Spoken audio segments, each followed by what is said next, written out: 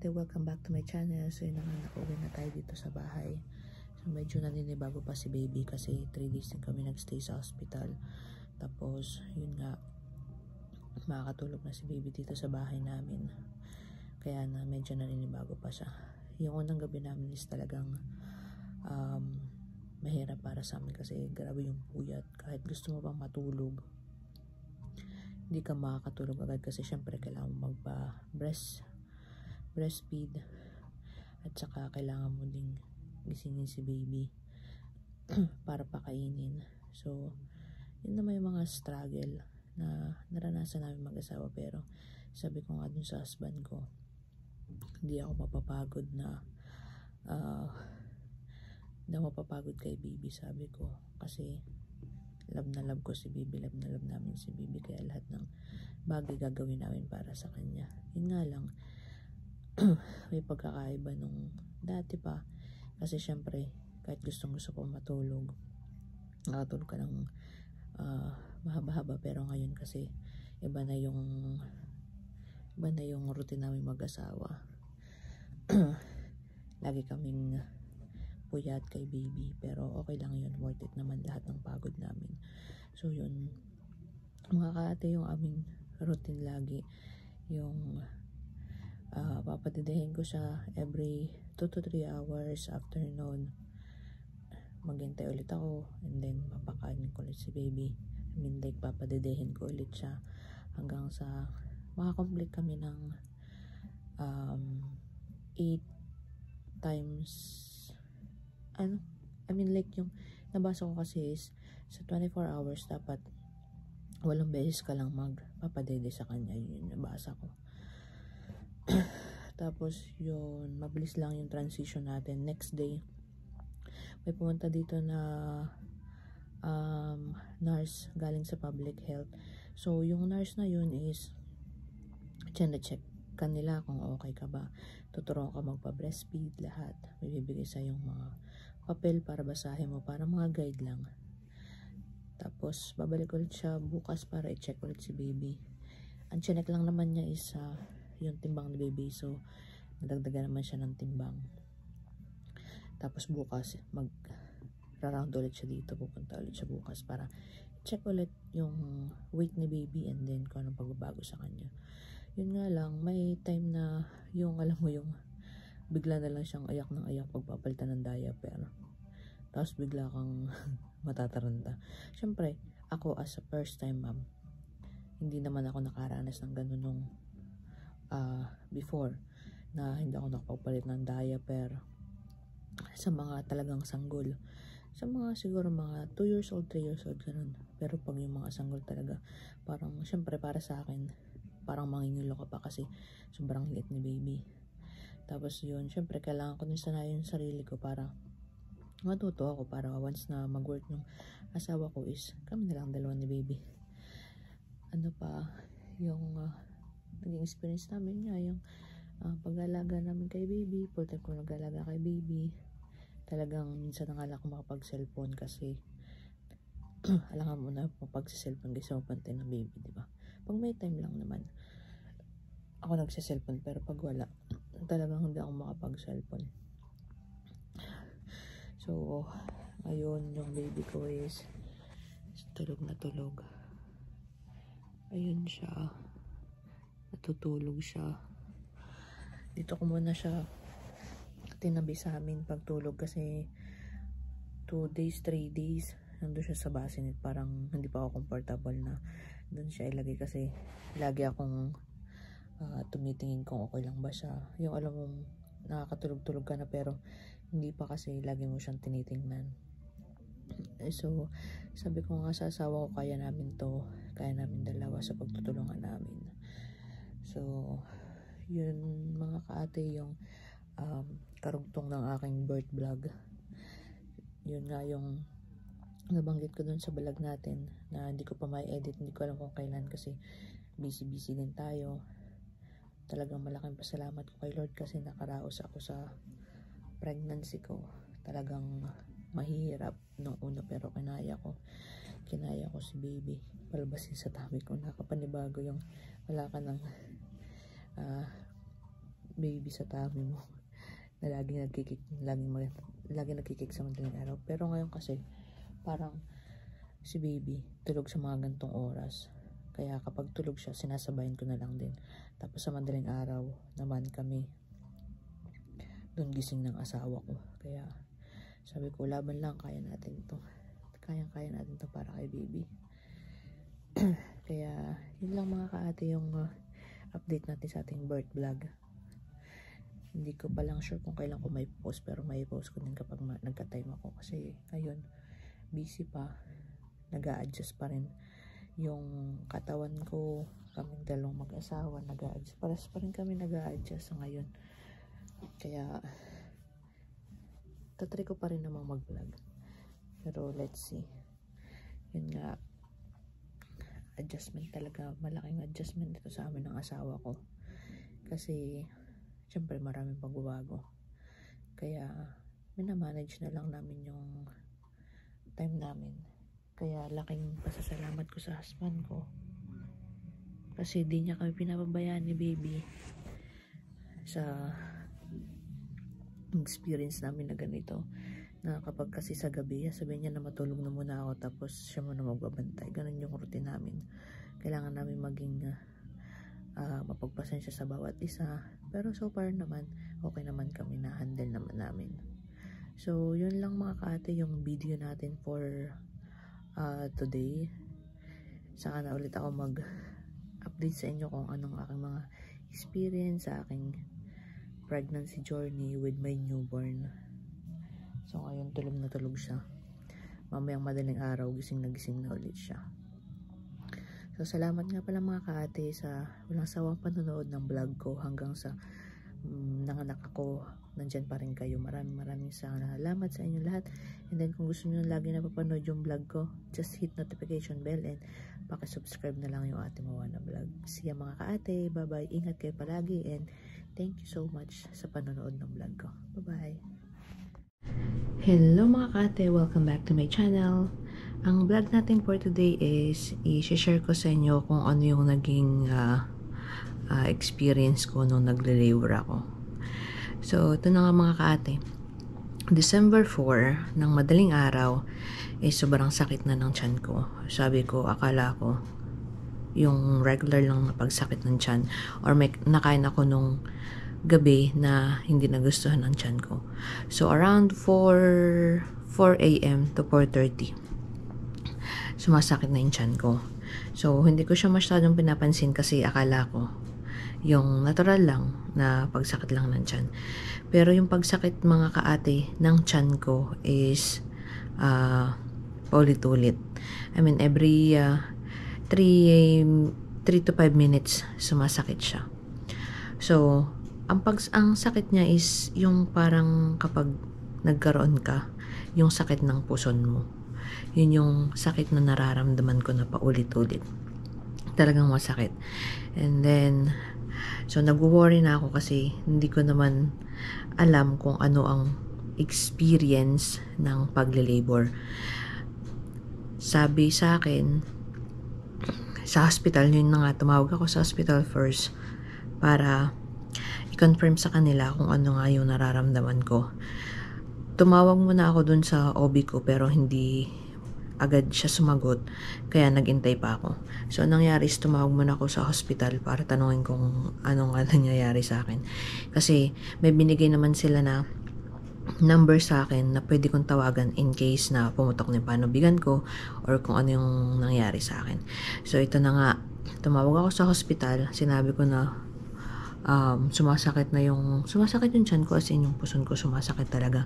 Sabi nila, ang tawag na doon is talagang nag-contraction na ako. So sabi ko, syempre bago sa akin yung ganong sinabi ng doktor. So sabi ko, ito na ba yung parang nagle-labor ka na? Sinabi nga nila sa akin na oo, yun na nga yung part ng pagle-labor. So ang ginawa nila is, sabi nila sa akin, pumunta na daw ako ng hospital para malaman kung ano nangyayari. So, yun na nga, nag-ready na kami ng husband ko. Naligo muna siya, tapos nag-prepare ako. Kasi sabi ko, in case na hindi na kami paalisin pagpunta namin ng hospital, in case na gano'n ang mangyari, dala na namin lahat ng gamit namin. So, ang nangyari is, punta na nga kami ng hospital, tapos biglang tumawag yung OB ko, na sabi niya, pumunta na daw ako sa hospital at ipacheck ko daw sa kanila kung ano nang nangyayari sa akin. So, yun, check nila yung condition ko, tapos check nila si baby, okay naman si baby. So, nung nagpunta na kami doon, is check nila yung centimeter, kung ilang centimeter na ba ako. So, check nila is nasa 3 centimeter na ako. So, na nga, 3 centimeter na, hindi na kami pinalis ng hospital, doon na lang kami nagstay. So, nakadating kami ng hospital is around 1 o'clock na rin. 1 o'clock or 11:30. 11:30 kami na nakapunta ng hospital kasi naghihintay pa rin kami ng tao na magdadrop sa amin sa hospital kasi hindi ko naman dinala yung car ko. So, yun na nga, nakapunta na kami ng hospital, chinek na nila yung CM. Tapos, sabi nila 3 cm pa rin daw. Pero, mga kaate, yung sakit talaga is pabalik-balik, talagang sobrang sakit niya. So, ang ginawa namin is naglakad-lakad muna kami sa hallway ng hospital para at least bumaba yung CM, di ba? So, lakad-lakad muna kami doon ng husband ko. Pero talagang ang sakit, sobrang sakit talaga. Tapos yun na nga, pinabalik na ulit ako sa room. Tapos chinek ulit nila yung CM is 5 cm na. So, 5 cm na yung nadagdag agad. So, nandun na kami, nagstay na kami sa hospital. So, yun na nga, naputol yung ating video kasi umiyak yung baby ko. So, okay na siya. Natutulog siya ngayon. Ayun siya. So, yun na nga. Nagstay na kami ng hospital. Di na kami pinalabas. Binigyan na kami, dun na kami nagstay sa room. Tapos yun, nakahiga lang ako. Tapos, chine-check lang yung tummy ko. And then, yung contraction kung nakakailan na. Tapos, yun. Talagang mga kaate, sobrang sakit talaga nung nararamdaman ko nung time na yun. Tapos, hindi ko din alam kung ano mangyayari sa mga susunod, diba? So, sabi ko sa asawa ko na tatagan na lang namin kasi tatagan namin yung loob namin kasi hindi naman namin alam kung anong kasunod na mangyayari. So, yun na nga. So, around 1 o'clock, 1 to 2 is nandun pa rin ako sa kwarto. Nagstay lang ako, pinagpapahinga. Check nila yung blood works ko, okay naman. Tapos, yung baby ko sa tummy ko, okay din naman. Tapos, siguro mga around 3 o'clock or 4 o'clock na yun. Talagang sumasakit. Paulit-ulit talaga yung sakit niya. Tapos, hindi ko na talaga kaya. And then, nag-decide na rin ako na magpa-epidural. Kasi, baka kasi hindi ko kayanin yung sakit talagang. Sobrang sakit ng pagli-labor ko. So, umabot yung labor ko is almost 18 hours din ako nag-labor. Napakatagal. Tapos, yun na nga. May doctor doon na pumunta para sa epidural. Sinabi ko na rin sa nurse ko na gusto ko ding magpa-epidural. Although may side effect siya in the future. Pero, hindi ko na iniisip yun. Basta, may labas ko nung maayos yung anak ko. Okay lang naman yung pain kahit pa paano maramdam mo, pero hindi naman siguro yun pang habang buhay na sakit na mararamdaman mo. So, yun na nga. Ginawa nila sa akin is may isang doktor kasi doon na talagang siya lang yung magtuturok ng epidural. So, nakahiga ako, tapos may tinurok siya dito sa likod ko. Sa may spine talagang, yung naging experience ko dun sa pagpapaturok ko ng epidural is ramdam ko talaga yung sakit parang sumusuot sa kwan ko, sa mga laman ko, tas sa mga buto ko. Sabi ko, my gosh, ano ba yung sakit na nararamdaman ko? Ano yung sakit na nararamdaman ko na ganito? Nagpray na lang ako kay Lord na sana gabayan niya ako na makayanan ko yung pain, makayanan ko lahat ng pangyayari sa ospital sa aking panganak. So, yun na nga, naiturok na niya sa akin yung epidural. talagang yung pain. Tinanong ko nga yung husband ko kasi nasa kabilang side kung ilang karayom yung tinurok sa akin. As in talagang malalaking karayom yung tinurok sa akin. Hindi ko naman siya nakikita kasi nakatalikod ako eh. Pero yung sakit talaga ramdam na ramdam ko. And then nilagyan din nila ako ng antibiotic para pang suporta dun sa katawan ko. Tapos may tinurok din sila sa akin dito sa may kamay ko. Sobrang sakit din talagang yung pain. Hindi ko talaga makalimutan yung pain na yun. Yung naranasan ko na yun. And then pagkatapos nilang iturok sa akin yung epidural. Yung epidural kasi mga kaate is painless. Hindi mo siya mararamdaman. Wala kang mararamdaman na kahit ano sa pagle-labor mo. So yung pain na yun is wala as in. So nung maatlab na yung epidural sa akin, yung legs ko wala siyang pakaramdam, as in manhid siya. So hindi ko nararamdaman yung contraction na tinatawag. Hindi ko talaga naramdaman. Pero nung around 9 o'clock, kasi nandun na lang ako sa kwarto, binabantayan na nila ako. Minomonitor na nandun mga 4 na doktor para i-monitor ako yung blood pressure ko, minomonitor na din nila. Kasi bawal tumaas, pero may time na biglang tumaas yung blood pressure ko, kaya talagang pinaanak na nila ako kasi baka daw mas stress na yung baby sa tummy ko. So yun na ngayon nangyari, nag-aantay pa rin hanggang sa dumating yung oras na, anong oras yun? 9 o'clock. Sa may kabilang legs ko is nararamdaman ko yung sakit ng contraction. Hello mga kate, welcome back again. Umiyak kasi si baby kaya umiyak ulit. So yun na nga yung kwento natin. Andun na ako sa loob, and then natapos na rin yung pagtuturo ko sa akin ng epidural. And then inintay na lang talaga namin na bumaba pa rin yung centimeter ng paglabas ng baby.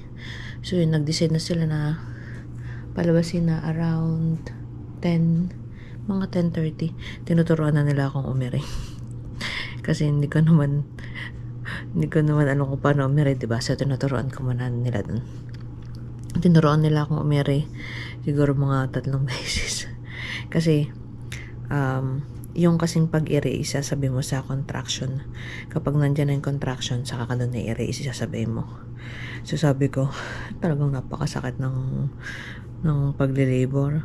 Sabi ko, Lord, tulungan po rin niyo ako na makaraos dito. Talagang yun yung pinaka masaya at pinaka mahirap na naging experience ko sa buhay ko, yung panganganak. Talagang yung sakit, yung talagang sakit ng pagle-labor, lahat-lahat na. Tapos so yun na nga, tinawag na nila yung doktor na magpapaanak sa akin para palabasin na talaga si baby. Kasi may isang nurse doon na siya lang yung titingin kung malapit na lumabas si baby, and then tatawagin nila yung isang nurse na talagang magpapaanak sa'yo. So yun na nga, sabi ko, alam mo yung parang tumatay ka. Yung parang tay ka na, tapos yung, di ba pag yung matigas yung tae natin, yun yung naging experience ko. Talagang nandun na sa may pinaka gitna, tapos talagang lalabas na siya, talagang pipilitin mo talaga. Tapos yung time na yun is nagsuka pa talaga ako. Sumuka pa ako 3 beses kasi hindi ko na kayanan, kasi wala nga akong kinain nun, kasi hindi ka na pwedeng kumain ng mga ibang pagkain. Kasi ang in-advise na lang nila is kung ano lang nandun sa kanilang nasa kanilang fridge ang pwede mong kainin, pero hindi na kagaya ng mga kakain ka ng kanin, ganyan, hindi na. So kinain ko talaga lang nun is popsicle, kaya siguro nangasim ako, tapos yun, kaya sumuka ako. 3 beses pa akong sumuka, o diba, pahabol pa talaga yung pagsusuka ko. So yun nga, so sa awa naman ng Diyos, nailabas ko ng maayos yung anak ko. Na ilabas ko siya ng 10:49 PM. Akala ko hindi ko siya mailabas nung time na yun, at ang akala ko is papaabutin pa nila next day, pero hindi na. Pinalabas na nila yung baby ko. So yung baby ko is normal naman. Nung nakita ko yung baby ko, yun ang pinakamasayang araw na nangyari sa akin. Inisip ko lahat ng hirap ko sa pagle-labor, sa hirap ng aking pregnancy, sa mga pinagdaanan ko. Nung nakita ko na yung baby ko, talagang worth it naman mga kaate. Kung may experience nyo yung ganong experience na na-experience ko, is talagang napakasaya ko nung time na yun. Kasi nakita ko na yung baby ko na dinala ko after 9 months. Supposed to be nga pala mga kaate is, ang due date ko pa is December 13. Pero December 4 ako nanganak. December 5 kasi is may check-up pa ako. May isa pa akong check-up dun sa OB ko. Na ang gagawin nila sa akin dun is, i-check nga nila kung ilang cm na ako. So, hindi na umabot. Tapos, talagang sa December 6 na nila ako papaanakin. Doon na nila ako bibigyan ng pampahilab nung December 6 sana. So, maagang hindi ko na natapos yung ibang check-up ko. So, December 4 is 38 weeks na ako in 5 days.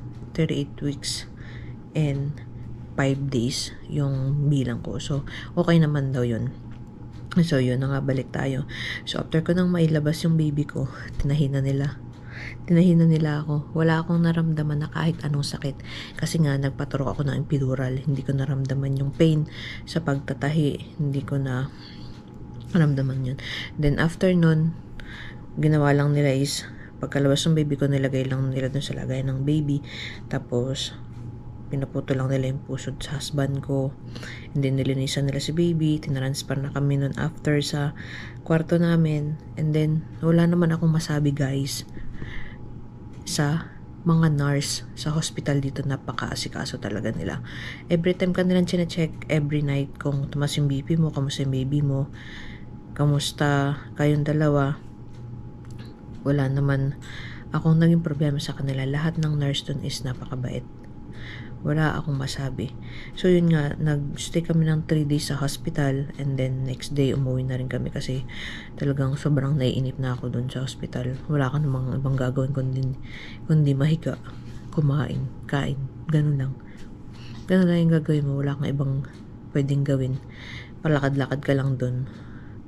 Tapos, yung ibang gamit, ayusin mo lang yun. Ganun. Tapos, mga kaate dito kasi, is hindi ka pwedeng lumabas ng hospital kapag wala kang car seat. Yun yung car seat. Yan. Yun yung pinaglalagyan ng baby dito. So, hindi ka pwedeng lumabas dito hanggang wala kang ganyan. I-check nila kung kailan na expired, kung okay ba yung car seat mo. Tuturuan ka naman nila ng proper way how to put the baby in the car seat. So, yun mga kaate, naging experience ko dito sa aking panganganak. So, next time, kung magbubuntis ulit ako, is alam ko na yung magiging experience ko, diba? So, yun yung naging experience ko sa aking 9 months pregnancy journey. Sa ngayon, hindi ako makagawa ng mga video kasi focus muna tayo kay baby. As in, yung rotation namin mag-asawa ngayon is talagang super tight. Talagang yung puyat namin, masasabi ko na talagang puyat ka lagi, pero worth it naman yun kasi baby mo naman yung inaalagaan mo. Kaya yun nga lang yung naging pagbabago sa buhay namin. Tapos yun nga, in-advise din ako ng doktor na kapag nakakaramdam daw ako ng pagkalungkot or anong tawag dito, yung may iba kang nararamdaman sa araw-araw, I mean like mga kaate, yun yung tinatawag na postpartum depression. So, kailangan mong kumonsulta sa kanila kapag nakaka-experience ka ng mga ganun. Kaya sabi ko nga sa husband ko is napakahirap mag-isa dito sa bahay ng kami lang ni baby. Kasi syempre may time talaga na kung ano na maisip mo. Pero yung postpartum na yun, ikaw lang din ang makakatulong sa sarili mo na hindi maranasan yun. Kaya kung isa kang first time mom na makakaranas ng ganun, ang advice ko lang sa'yo is kailangan mo siyang lamanan. Kasi one time na dumating sa akin yung point na I feel sad. Sabi ko dun sa husband ko, alam mo yung parang naiyak ka na lang bigla. Kasi parang hindi mo kakayanin kasi kailangan dalawa. Pero sa awa naman ng Diyos at sa pagtutulungan namin mag-asawa is nakakayanan namin yung everyday routine namin dito kay baby. Kasi mga kaate, may time talaga na mararanasan nyo yung postpartum na yun na tinatawag. Kaya nga sabi nila, kung may iba kang nararamdaman, kasi sa hormones daw yun after pregnancy. Sabi sa akin ng nurse, kung may iba kang nararamdaman sa katawan mo or sa mga mood swings mo, kailangan mo makipag-usap sa isang tao or sa friend mo or kahit kanino para lang mawala yung postpartum depression mo. Parang distract mo siya. Ako, for now, wala naman kasi hindi ko siya tinatanggap sa sarili ko. Ayoko siyang tanggapin. Although, malungkot kasi kami lang dalawa pero kailangan kong kayanin para sa baby ko. Nakakalungkot minsan pero kailangan nating lumaban. Yun lang mga kaate yung na-share ko. And then, kung katulad nyo rin ako na first time mom, masarap maging isang ina. Para sa akin, mga kate, yung naging experience ko. Masarap kasi nandyan yung baby mo, kasama mo araw-araw. Mahirap kasi pagdadaanan mo lahat hanggang sa unang araw ng pagbubuntis mo per second trimester. Oh my gosh. Pero pasalamat ako pa rin kasi napaka-bless ko kasi dun sa pregnancy ko na yun, hindi ko na naranasan yung iba't ibang sakit na karaniwang nararanasan ng mga nagbubuntis, kagaya ng magkaroon ng diabetes, tumaas ang sugar, magkaroon ng UTI. Hindi ko naranasan yung mga ganun. Kaya yun ang pinakamalaking blessing din sa akin na nangyari sa akin pagbubuntis. Kahit na medyo love na love ko ang mga sweets, pero talagang hindi ako nagkaroon ng mga ganong karamdaman at nagpapasalamat ako dun. Ang naging problema ko lang is nung malapit na akong mga anak is tumaas nga lang yung blood pressure ko, yun lang. Pero dun sa 9 months ko na pregnancy, wala akong naging problema. Talagang smooth na smooth. Ang naging pinakamahirap lang sa akin talaga is yung aking pagsusuka. Morning sickness. Hindi mo rin naman yun maalis Talagang kasama na yun sa pregnancy journey mo yung pagsusuka. Talagang yun lang. Pero napaka-bless ko pa rin at hindi ako pinabayaan ni Lord na mahirapan sa panganganak at hindi ako magkaroon ng problema sa 9 months ko na pagbubuntis. Kaya yun lang yung masasabi ko. Napaka-bless ko talaga. So, yun lang mga kaate yung na-share ko sa aking pregnancy, and then hindi ko pa sure kung kailan ko may upload yung video ng aking pregnancy kasi medyo busy din. Siguro pag may time, pag hindi na ako busy. Pero hopefully na i-share ko din to sa iba kasi yung naging experience ko. Kung first time mom ka, huwag kang matakot na manganak. Huwag kang matakot manganak kasi ikaw lang din yung makakatulong sa sarili mo. Lagi ka lang mag-pray kay Lord na ingatan ka sa pagbubuntis mo at sa paglabas ng baby mo, and then magiging okay din siya. So, yun lang mga kaate yung vlog natin for today. Kung gusto nyo na mapanood lagi yung mga videos ko, pakihit na lang yung notification bell. And then, kung di ka pa nakasubscribe sa channel ko, just subscribe Ate Moana Vlog. Thank you so much mga kaate. Bye-bye. See ya.